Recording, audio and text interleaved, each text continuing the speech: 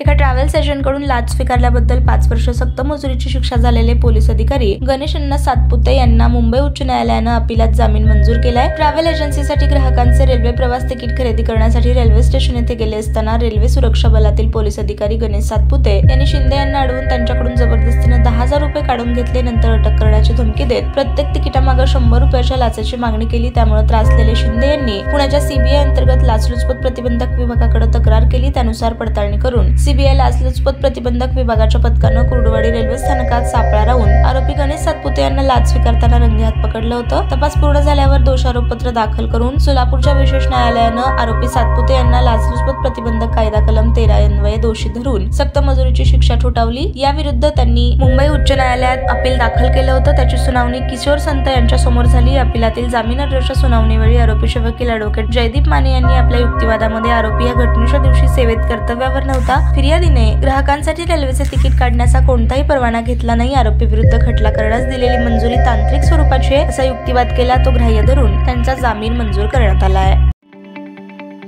ताज्या बातम्या पाहण्यासाठी प्राईम महाराष्ट्र न्यूज चॅनलला सबस्क्राईब करा।